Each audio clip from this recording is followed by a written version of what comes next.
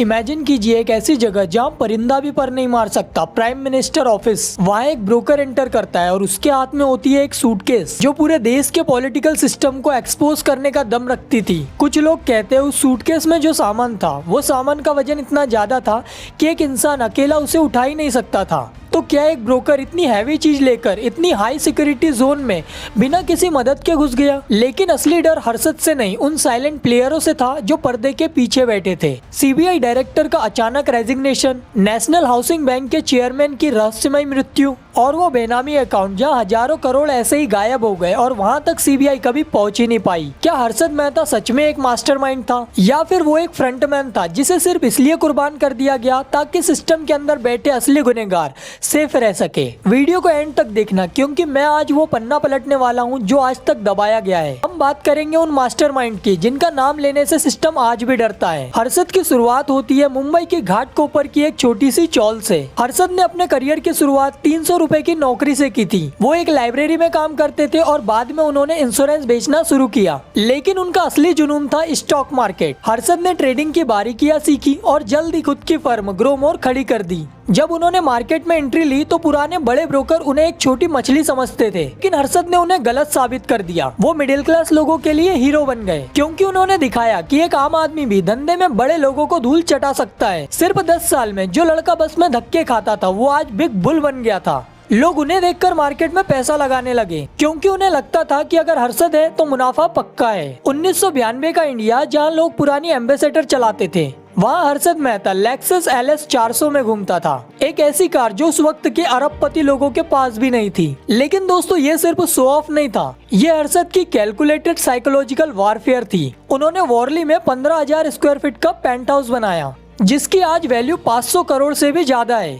उनका logic simple था कि इतना अमीर दिखो कि बैंक आप पर आंख बंद करके भरोसा करे, और इसी भरोसे का फायदा उठाकर उन्होंने बैंक से बिना किसी सिक्योरिटी के हजारों करोड़ निकाल लिए। इसका सबसे बड़ा एग्जाम्पल था SEC शेयर। हर्षद ने इसकी कीमत एक साल में 200 से 9,000 पहुंचा दी, यानी 4400% का रिटर्न। उन्होंने दुनिया को रिप्लेसमेंट थ्योरी का लॉजिक दिया, लेकिन पर्दा हटाकर देखे तो वो बैंक का पैसा डालकर आर्टिफिशियली डिमांड क्रिएट कर रहे थे। हर्षद मेहता इंडिया के पहले फाइनेंशियल पिन बॉय बन गए। हर कोई उनके जैसा बनना चाहता था, लेकिन हर्षद का ताश का महल तब तक सुरक्षित था जब तक इस पर किसी ने सवाल नहीं उठाए थे। लेकिन 1992 की एक सुबह रिपोर्टर सुचेता दलाल को एक टिप मिलती है कि SBI के अकाउंट में एक बहुत बड़ा मिसमैच है। जब उन्होंने इन्वेस्टिगेशन की तो उनको पता चला कि SBI के ट्रेजरी डिपार्टमेंट में 500 करोड़ की कमी है। बैंक में इतना बड़ा मिसमैच होना नामुमकिन था। जब उन्होंने गहराई से इन्वेस्टिगेट किया तो उनके सामने एक हैरत अंगेज बात आई। बैंक के पास पैसे के बदले जो बैंक रिसिप्ट होनी थी वो या तो गायब थी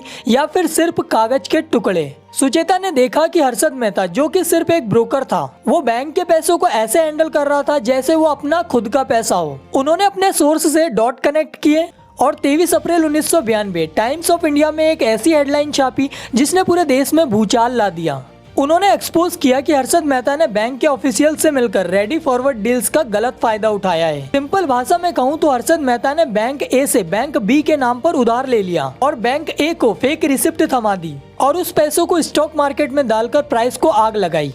जैसे ये आर्टिकल बाहर आया बैंक में हड़कंप मच गई। जो बैंकर्स कल तक हर्षद के साथ पार्टी कर रहे थे वो अब अपनी जान बचाने के लिए हर्षद को धक्का देने लगे। सिर्फ एक न्यूज ने इंडिया के बिग बुल को सबसे बड़ा स्कैमर बना दिया। अगले एक महीने में सेंसेक्स 12% से भी ज्यादा नीचे गिर गया और लाखों इन्वेस्टर की लाइफ की सेविंग राख बन गई। हर्षद मेहता जो कल तक मार्केट का भगवान था वो अब इंडिया में सबसे बड़ा चोर बन गया था। हर्षद मेहता जब चारों तरफ से गिर गए थे तब उन्होंने एक ऐसी न्यूज दी जिसने पूरे देश में हड़कंप मचा दिया। 1993 की एक प्रेस कॉन्फ्रेंस में हर्षद ने क्लेम किया कि उन्होंने उस वक्त के prime minister PV Narasimha Rao को 1 करोड़ की रिश्वत दी, वो भी उनके घर जाकर। लेकिन यहाँ शुरू होती है एक कॉन्स्पिरेसी। लोग पूछते हैं क्या 1 करोड़ एक सूटकेस में आ सकते हैं? अगर हम 1992 के 100 और 500 के नोट को कैलकुलेट करते हैं तो 1 करोड़ का वजन लगभग 15 से 20 किलो होता है। हर्षद ने सूटकेस दिखाकर डेमो दिया कि कैसे उन्होंने पैसों को पैक किया था, लेकिन प्राइम मिनिस्टर ने इस बात से साफ इनकार कर दिया। यहाँ 2 बड़े सवाल उठते हैं। पहला, अगर रिश्वत दी गई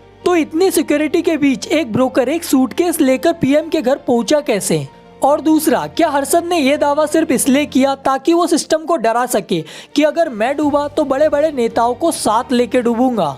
लेकिन दोस्तों हर्षद मेहता तो सिर्फ एक चेहरा था, पर्दे के पीछे खेलने वाले खिलाड़ी बहुत बड़े बड़े थे। क्या आपको लगता है एक ब्रोकर बिना किसी ब्लेसिंग के हजारों करोड़ का घोटाला कर सकता है? उस वक्त के सीबीआई डायरेक्टर जो इस केस को लीड कर रहे थे, उन्होंने अचानक से रिजाइन दे दिया। कहा जाता है उन पर इन्वेस्टिगेशन रोकने का प्रेशर था। स्कैम के तार सिर्फ ब्रोकर तक नहीं बल्कि नेशनल हाउसिंग बैंक के चेयरमैन मनोहर फेरवानी तक जुड़े हुए थे, जिनकी मौत आज भी एक राज है। स्कैम एक्सपोज होने के कुछ ही दिन बाद वो अपने घर में मरे हुए पाए गए। कुछ लोग इसे स्ट्रेस कहते हैं और कुछ लोग साइलेंसिंग। और बात सिर्फ बैंकर्स तक सीमित नहीं थी। कहानी में नाम आया पी चिदम्बरम का भी, जो उस वक्त के कॉमर्स मिनिस्टर थे। उन्हें अपने पद से रिजाइन करना पड़ा क्योंकि उनका और उनकी पत्नी का नाम उन कंपनियों से जुड़ा हुआ था जिसे हर्षद से फायदा हुआ था। हालांकि बाद में उन्हें क्लीन चिट मिल गई, लेकिन सवाल वहीं खड़ा होता है, क्या हर्षद मेहता सिर्फ एक फ्रंटमैन था? सोचिए, उन हजारों करोड़ में से काफी पैसा उन बेनामी अकाउंट में गया जिन तक सीबीआई कभी पहुंच ही नहीं पाई। तो क्या हर्षद मेहता को सिर्फ इसलिए बलि का बकरा बनाया गया कि पर्दे के पीछे बैठे असली मास्टरमाइंड सेफ रह सके? क्या ये स्कैम सिर्फ एक आदमी का लालच था या फिर पूरे सिस्टम का ऑर्गेनाइज क्राइम?